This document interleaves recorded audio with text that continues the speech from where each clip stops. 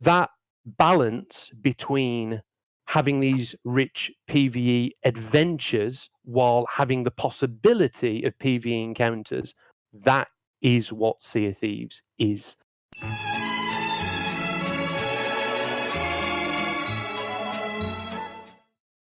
I don't even know where to start with this. There's simply too much news to cover. Today, I'll just be talking about the one announcement that has caught the Sea of Thieves community on fire. Rare released their Season 10 reveal, which will be adding guilds, a new PvP voyage, and PvE-only servers.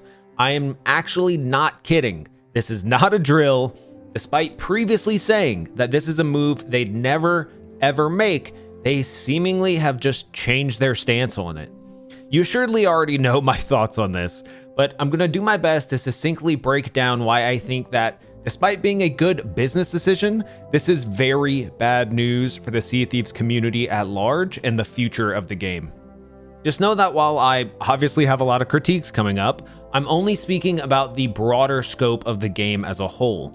PvE-only servers will of course be a fantastic addition for a certain subset of players, such as parents trying to play with their young children, etc.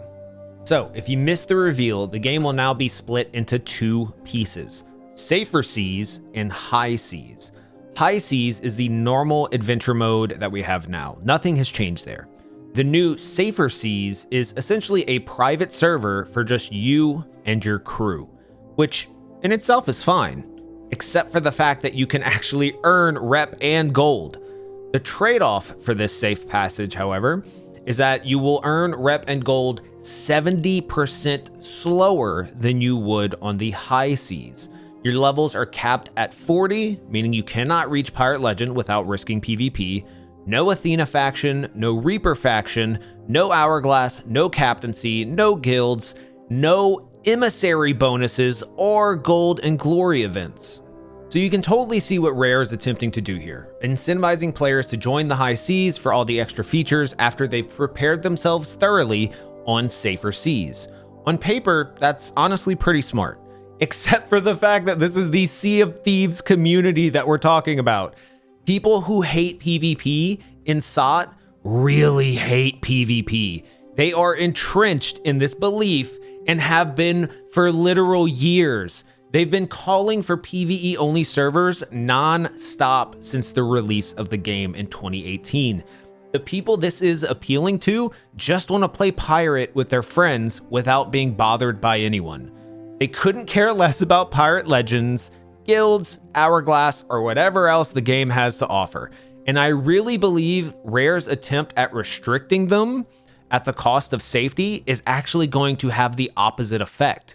Rare has just handed them a massive grind and countless hours to hit that rank 40 in all main factions, 70% slower without emissary bonuses.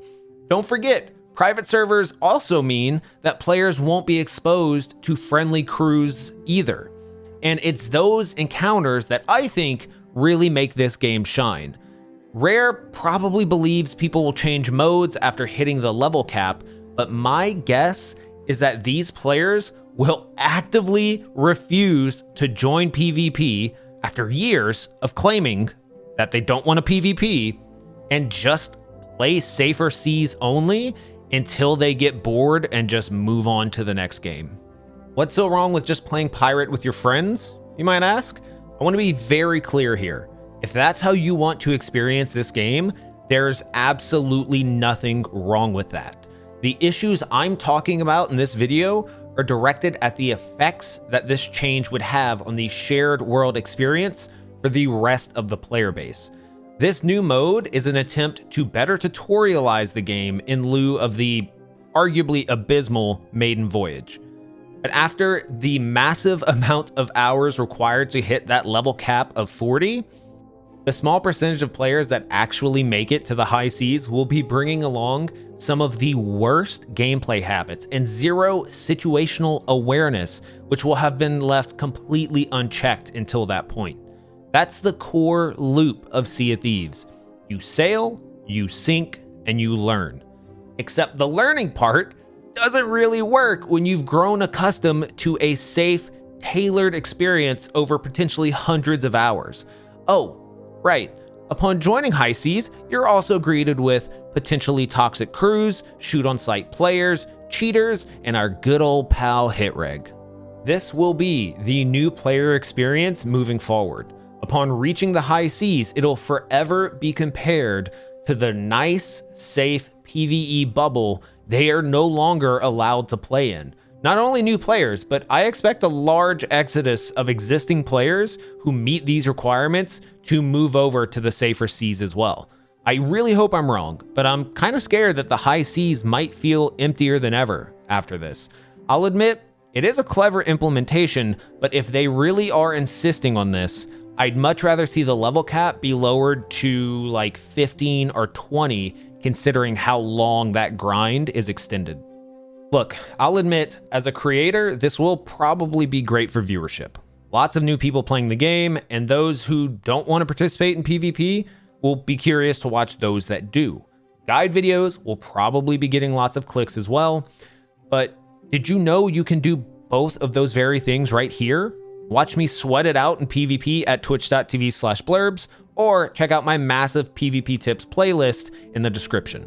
That aside, I think viewership is a separate conversation, and I'm trying my best to remain unbiased in that regard and focus on what's actually good for the game and community long term. I'll end with just stating the obvious. Rare is a business. Their job is to make money, and this will do plenty of that. Big influx of new players, downloading via Game Pass, and spending money in the Emporium.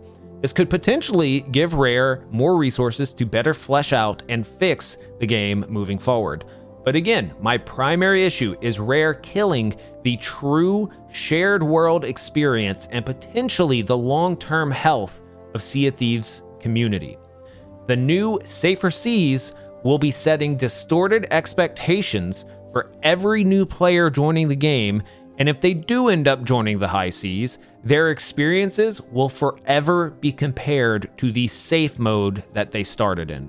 Will it be a proper tutorial leading to busier servers than ever? Or perhaps a misguided addition that will only cause added frustration and tarnish the magical social experiment that Sea of Thieves was always meant to be? Only time will tell. Thanks for watching, guys.